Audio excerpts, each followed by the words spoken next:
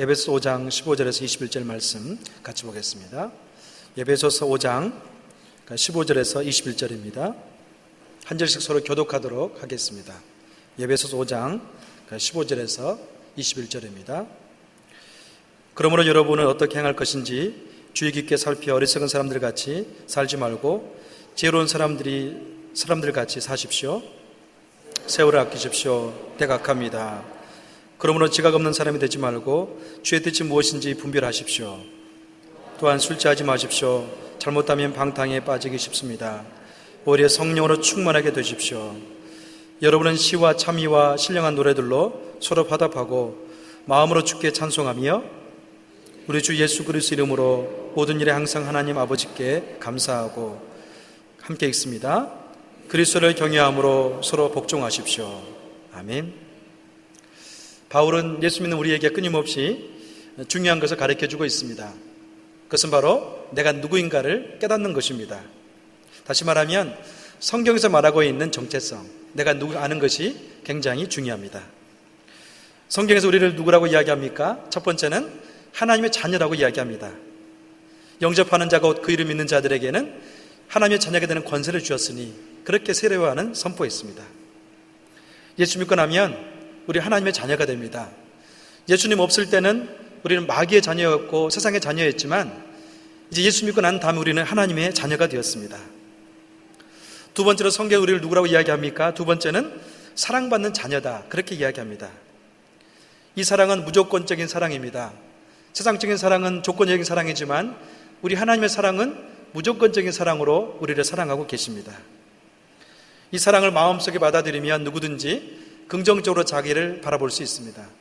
하나님 사랑이 우리 마음속에 꽃피우면 우리는 높은 자존감 가운데 용기 있는 삶을 살 수 있습니다.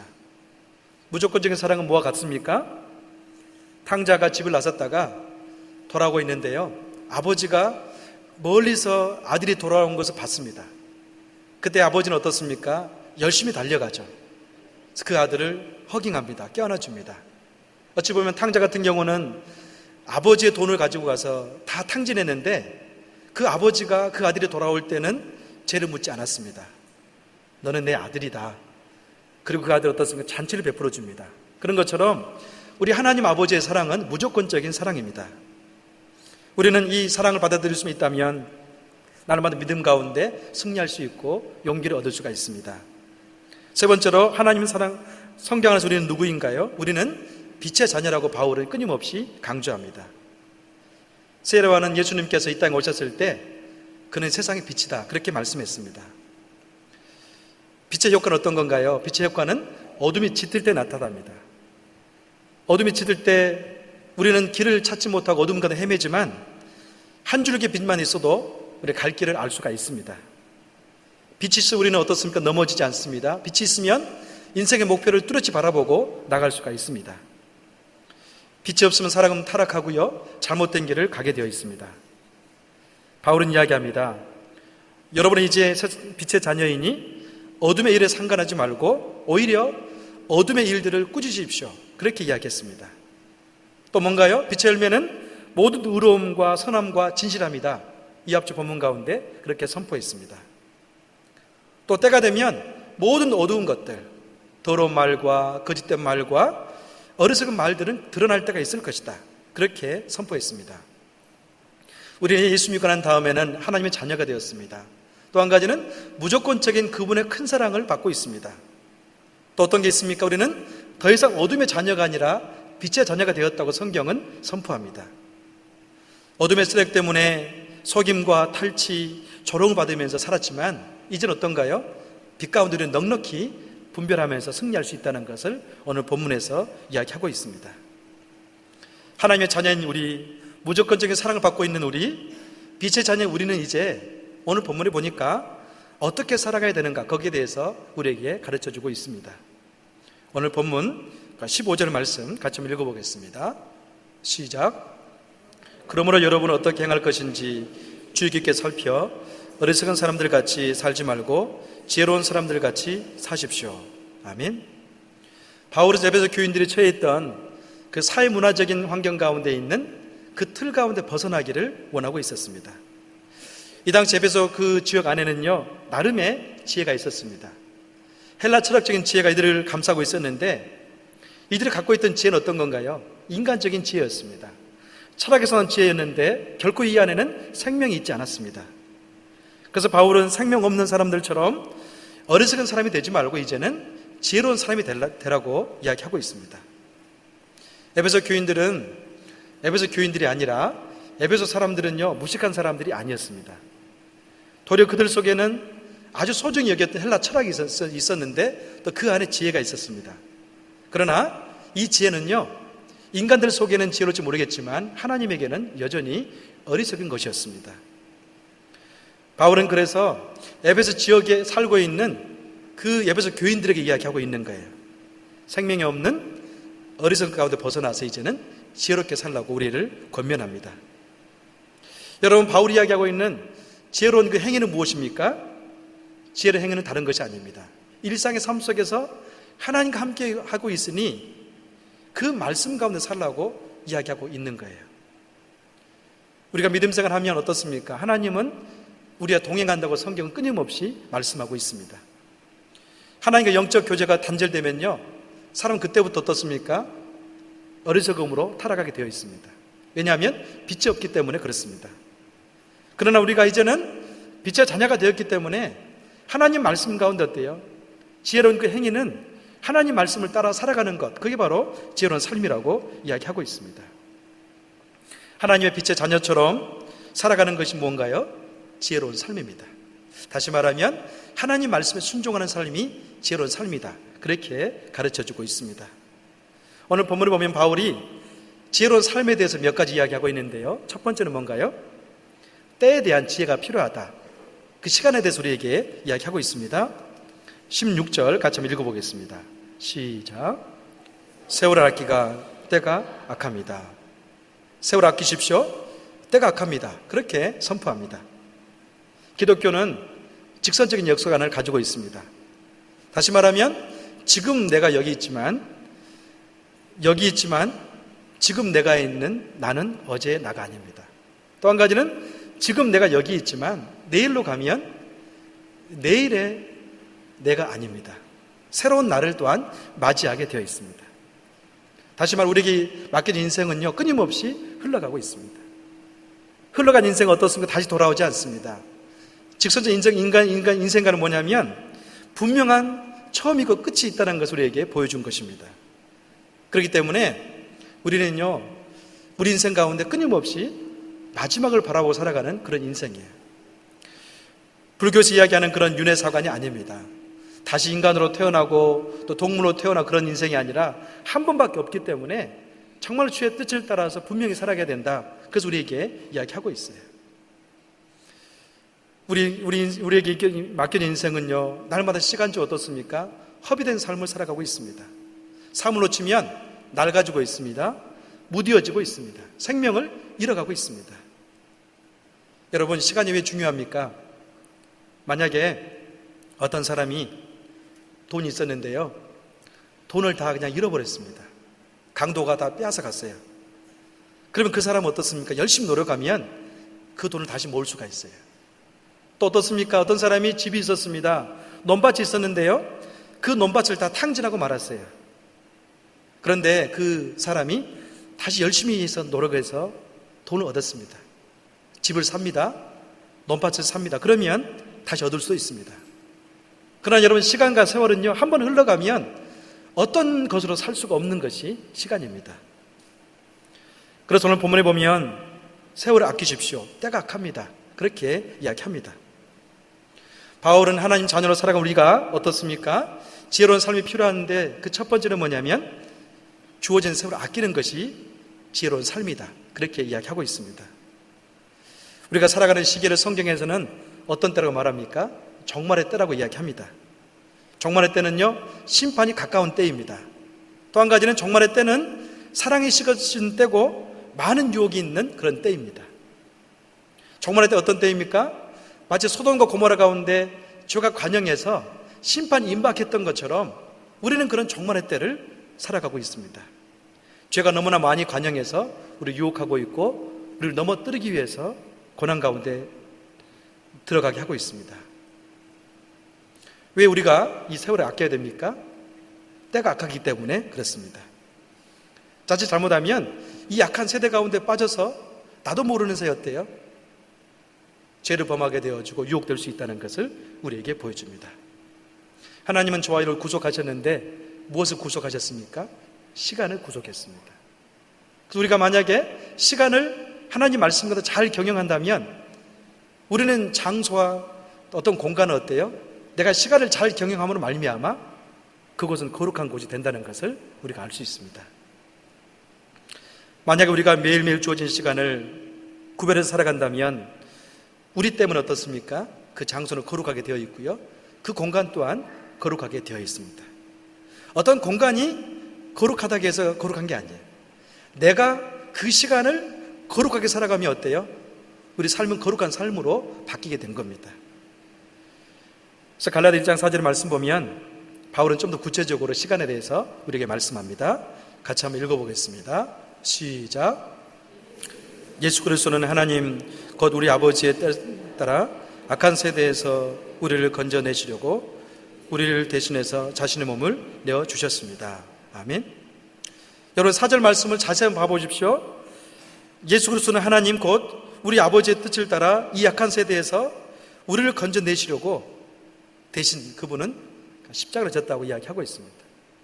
하나님이 예수 이 땅에 보내셨고요, 예수님이 십자가를 지셨는데 한 가지 목적이 있습니다. 이 약한 세대 가운데 우리를 구원하기 위해서 그분이 십자가를 졌다고 오늘 본문 가운데 이야기하고 있습니다.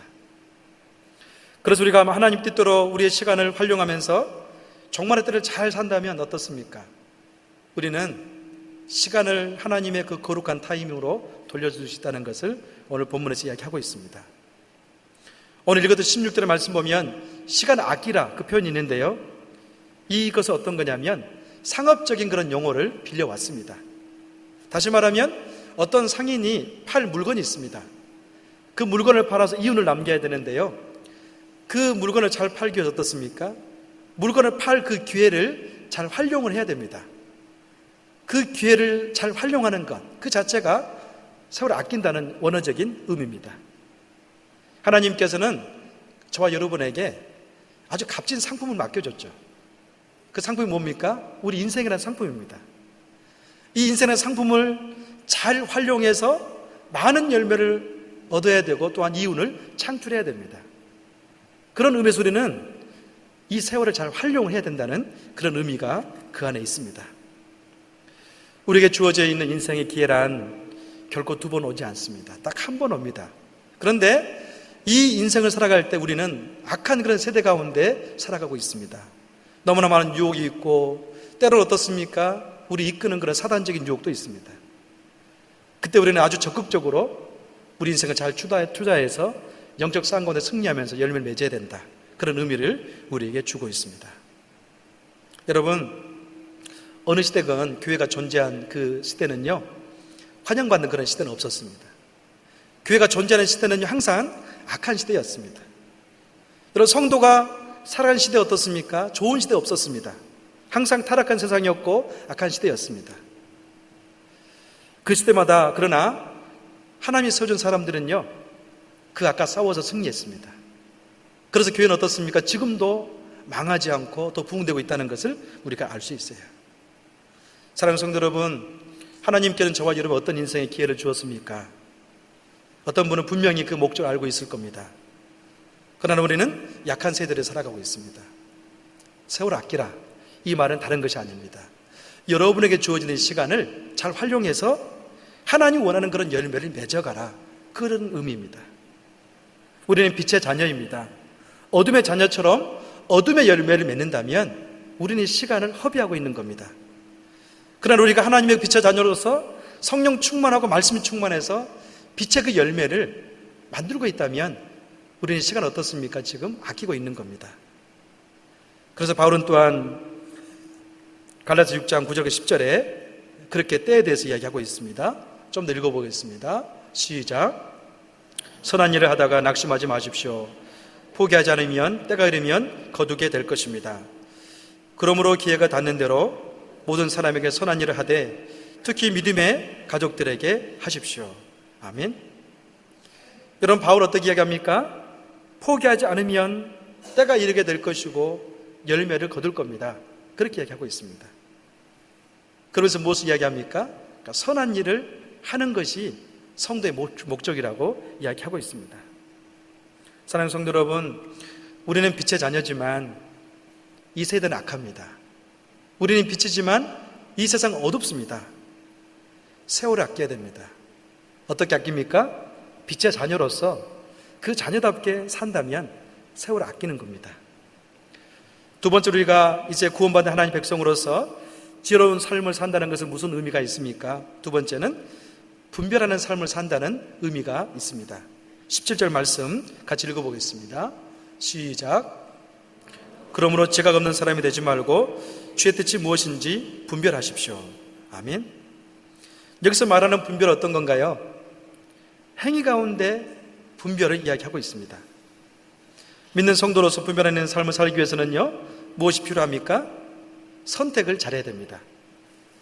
선택할 때는 항상 영적인 지식과 영적인 시각을 통해서 우리는 선택하게 됩니다. 선택은요, 우리 인생의 연속입니다. 선택 어떻습니까? 돌이킬 수 없는 결과를 가져옵니다. 우리 인생의 제일 마지막의 결과는요, 지금 선택이 영향을 미칠 수가 있습니다. 그 선택은 어떻습니까? 항상 잘해야 되고 믿음의 선택을 해야만이 좋은 열매를 거둘 수가 있습니다. 바울은 늘 자신의 삶 속에서 자신의 존재의 목적을 하나님 영광되는 삶이라고 정의했습니다. 그는 어떻습니까? 매사에 항상 하나님 말씀을 따라서 성령을 따라 선택하고 또 열매를 통해 영광을 돌리는 그런 삶을 살았습니다. 여러분, 선택하면 중요한 예화가 한 가지 있습니다. 마시멜로의 그 사탕 이야기 아십니까? 마시멜로라는 조그만 사탕이 있잖아요. 그 사탕이 있는데 스탠포드의 그 대학 교수였던 미셸이라는 분이 그 사탕을 통해서 중요한 실험을 했습니다. 4살 된 어린이들에게요, 2개의 그 박스를 줬습니다. 한 박스를 주면서 이랬습니다. 만약에 선생님이 이 사탕이 여러분에게 있는데 당장 이것을 먹지 않고 선생님이 다 어디 갔다가 돌아올 때 먹지 않고 있는 학생에게는 2개를 주겠다, 그런 약속을 하고 그 선생은 떠났습니다. 자, 그때 어떻습니까? 이 아이들은 3가지 선택을 할 수 있습니다. 첫 번째는 선생님이 가자마자 먹을 수 있겠죠. 자, 두 번째 어떤 학생이 있을까요? 참다 안 오는구나, 선생님 안 올 수도 있겠다, 그런 마음에서 먹어버렸습니다. 또 마지막 그룹은요, 끝까지 참았습니다. 그런 다음에 이 미셸 박사가 이제 653명 그 4살 배기 아이들을 15년 후에 그들의 인생을 또 살펴봤습니다. 그러고 난 다음에요, 1981년도에 유명한 마시멜로 연구 결과를 발표합니다.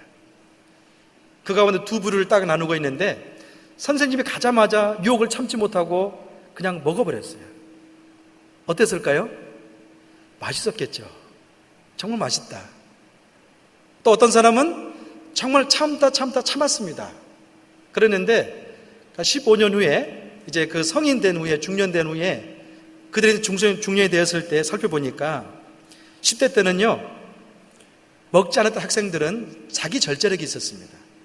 자기 절제력이 있어서 학교에서 성적도 좋았고 또 대학 갈 때 SAT, 미국 그 대학 입학시험 가도 성적이 아주 좋게 나왔다고 합니다.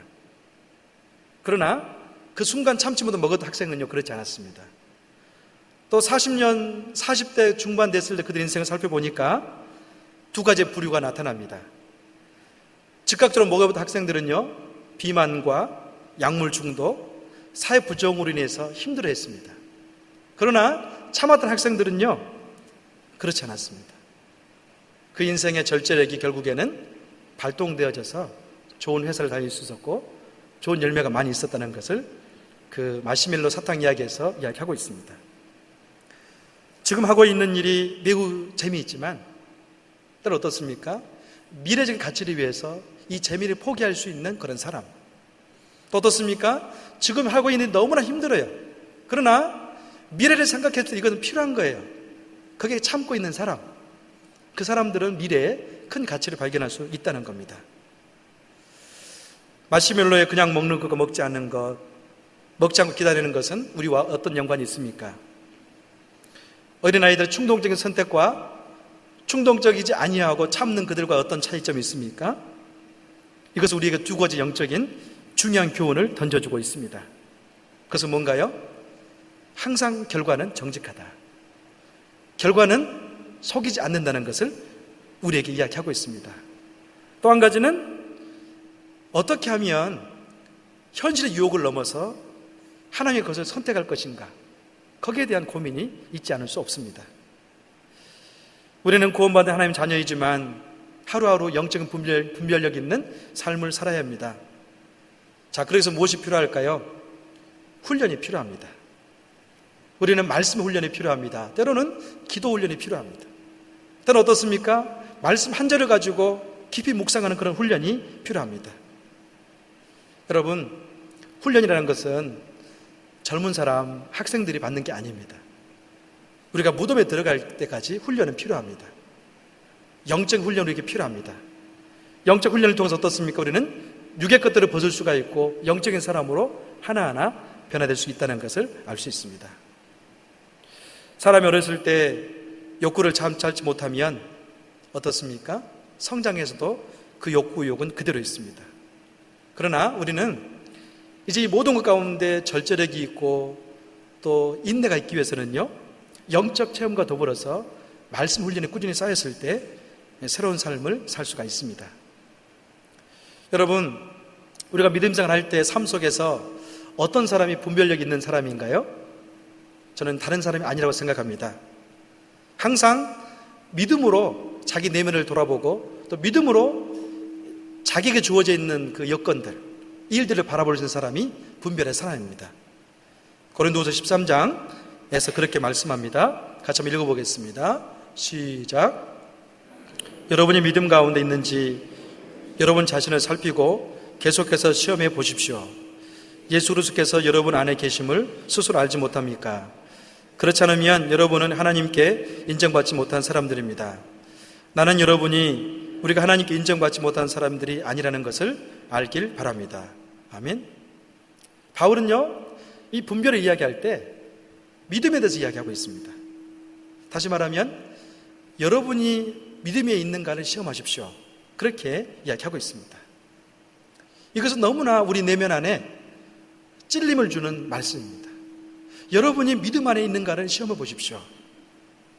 여러분의 생각이 어떻습니까? 믿음 안에서 출발한 생각인가요? 또 그렇지 않으면 우리 마음속이 형성되어 있는 그 틀이 있는데 이 틀은 하나님 믿음으로 말미암아 형성된 틀인가?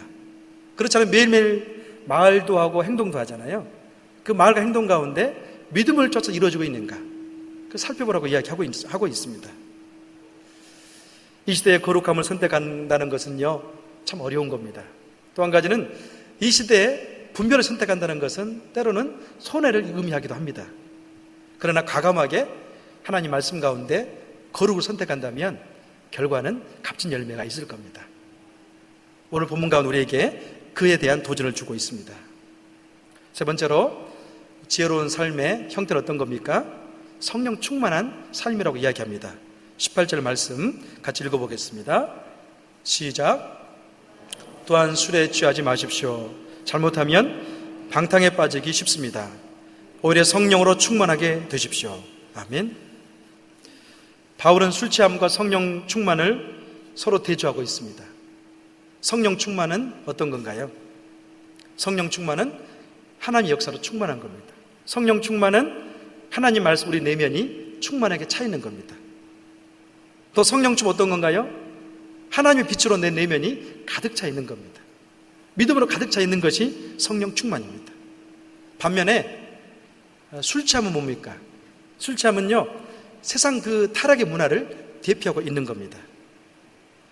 여러분, 술 취해 보신 분 계세요? 대답을 아무도 안 하시네요. 저는 알 수 없지만 웃는 분은 그래도 나는 누구를 알고 있다. 본인이 아니겠죠. 나는 누구를 알고 있다. 그런 마음 같아요. 여러분, 술 취하면요, 방탕과 연결됩니다. 술 취하면 무절제와 연결됩니다. 우리가 만약에 술 취한다면 어떻습니까? 우리는 타락하게 될 것입니다. 하나님의 것을 잃어버리게 될 것입니다. 성령 충만은 빛의 자녀들의 대표입니다. 반면에 술 취함은요, 세상 것의 대표입니다. 성령 충만한 인생과 술 취한 인생은 지금은 별로 차이 나지 않을 수도 있어요. 그러나 결과면에서 엄청난 확연하게 다를 수가 있다는 것을 우리에게 보여줍니다. 근데 문제는 뭐냐면 우리 크리스찬도 때로는 술 취한다는 것이 문제입니다. 이 술 취한다는 것은 그냥 우리가 마시는 술을 이야기하지 않고요, 어둠의 일을 이야기해요. 어둠에 속한 것을 술 취했다, 그렇게 표현하는 거예요. 내가 주님 안에서 구원받고 하나님 자녀가 되었지만 여전히 어떻습니까? 우리 마음의 한켠에는 어둠의 일들을 즐거워하고 거짓을 즐거워하고 타락한 것들을 즐거워하는 그런 마음이 있다는 겁니다. 만약에 우리가 그런 마음이 있다면 술 취하게 되어 있는 것이고 우리 영혼은 잠들게 되어 있다는 것을 우리에게 보여줍니다. 반면 어떻습니까? 성령 충만하는 건 다른 것이 아니에요. 성령 충만한 사람은요, 자기 인식이 날마다 하나님 말씀 가운데 찾아옵니다. 그래서 어떤 일이 있으면 먼저 자기를 살피고요, 하나님 사랑 가운데 자기 내면을 잘 지켜나갑니다. 그러면서 어떻습니까? 또 뚜렷한 목적이 있습니다. 나는 하나님의 영광을 위해서 이렇게 살겠다, 그런 고백이 있습니다. 또 성령 충만한 내면에는 뭐가 있습니까? 용서가 있습니다. 사랑이 충만합니다. 그래서 많은 사람들 어때요? 모으면서도 하나님께 영광되는 그런 삶, 그런 공동체를 만들어갑니다. 여러분, 오늘 본문에서 어둠에 속한 일과 빛에 속한 일을 설명하는데 술 취함과 성령 충만을 통해서 대조로 잘 나타내주고 있습니다. 저는 여러분 안에 날마다 성령 충만한 역사가 일어나기를 주의 이름으로 축원합니다. 성령 충만의 속성이 한 가지 있는데 그것은 뭐냐면 성령 충만한 그 상태를 이야기하지만 이것은 지속적으로 우리가 노력하면서 채워나가야 될 그런 부분입니다. 우리가 한번 성령 충만한 다음에 평생 동안 그 충만이 유지되면 얼마나 좋을까요? 다 성자겠죠. 그러나 우리는요, 성령 충만했다가도 나도 모르는 사이에 순간에 은혜를 잃어버릴 때 너무나 많습니다. 말 한마디 잘못 들었다가 시험 들죠. 성령님이 간 곳이 없어요. 마음에 쓴뿌리가 또 나옵니다. 또 어떻습니까? 어려운 일 있을 때 고민하고 절망하면서 성령이 사라지는 것 또한 경험합니다. 자, 여러분, 우리는 끊임없이 성령 충만하기 위해서는요, 마치 우리가 주전자의 물을 컵에 따르면 충만해지는 것처럼 우리가 성령 충만, 날마다 우리 심령을 채워나가야 돼요. 기도하면서 채워나갈 수가 있습니다. 말씀 묵상하면서 채워나갈 수가 있습니다. 전도하면서 예배를 통해서 채워나갈 수가 있습니다. 또 바울은 우리가 좀 더 구체적으로 술 취함이 무엇인가를 이야기하고 있습니다. 로마서 13장 말씀 같이 읽어볼까요? 술 취함의 형태로 이렇게 보여주고 있습니다. 시작. 밤이 깊고 낮이 가까이 왔습니다. 그러므로 어둠의 일을 벗어버리고 빛의 갑옷을 입으십시다. 낮에 행동하듯이 단정하게 행동합시다. 방탕하거나 술 취하지 말고 음란과 호색하지 말며 다투거나 시기하지 말고 오직 주 예수 그리스도로 옷 입고 정욕을 채우려고 육신의 일을 애쓰지 마십시오. 아멘. 만약에 로마 10장의 말씀 가운데 방탕과 술 취한 것, 음란과 호색하는 것, 정욕을 채우려고 육신의 일을 도모하는 것, 이게 바로 술 취하는 거예요. 만약 우리 내면 안에 이것이 있다면 아직도 우리는 빛의 자녀지만 어두운 것들을 즐거워하는 그런 경향이 거기에 취했다는 우리에게 보여주고 있습니다. 반면 어떻습니까? 성령 충만은 바로 이런 겁니다. 데살로니가 5장 말씀 같이 읽어보겠습니다. 시작. 그러니 우리는 다른 사람들처럼 자지 말고 오직 깨어 정신을 차립시다. 잠자는 사람들은 밤에 자고 술 취하는 사람들은 밤에 취합니다. 그러나 우리는 낮에 속한 사람들이니 정신을 차리고 믿음과 사랑의 가슴박이 갑옷을 입고 구원의 소망의 투구를 씁시다. 아멘. 여러분, 성령 충만한 사람은 누구예요? 정신 차린 사람들, 낮에 속한 사람들이고 또 믿음과 사랑의 가슴박이를 갑옷을 입고 구원의 투구를 쓴 사람, 또 그러한 열매가 있는 사람, 그게 바로 성령 충만한 사람임을 우리에게 보여주고 있습니다. 여러분, 성령 충만하다는 것은 무슨 의미인가요? 지배와 관계 있습니다. 성령 충만한 의미는 성령님의 지배를 받는다, 그 의미입니다. 여러분, 빛의 자녀는 누구입니까? 술의 지배를 받은 사람이 아닙니다. 성령님의 지배를 받으면서 그 안에 살아가는 사람, 그게 바로 빛의 자녀입니다. 여러분, 성령 충만을 받게 되면 오늘 본문에 보니까 여러 가지의 좋은 역사가 일어납니다. 마지막으로 19절, 21절 같이 읽겠습니다. 시작. 여러분은 시와 참의와 신령한 노래들로 서로 화답하고 마음으로 주께 찬송하며 우리 주 예수 그리스도 이름으로 모든 일에 항상 하나님께 아버지께 감사하고 그리스도를 경외함으로 서로 복종하십시오. 아멘. 여러분, 19절, 20절, 20절 말씀은요, 이 분리된 말씀이 아닙니다. 어떤 말씀인가요? 18절에서 성령 충만하면 나타나게 될 현상을 보여주고 있습니다. 여러분, 성령 충만 어떻습니까? 성령 충만하면 우리 마음속에 시가 있습니다. 하나님을 향한 노래가 있습니다. 또 어떤 게 있습니까? 하나님을 향한 예배가 살아나기 시작합니다. 그래서 마음으로 주께 찬송하며 마음으로 주께 예배하는 그런 현상이 나타난다고 이야기하고 있습니다. 여러분, 성령 충만하면 또 뭐가 나타납니까?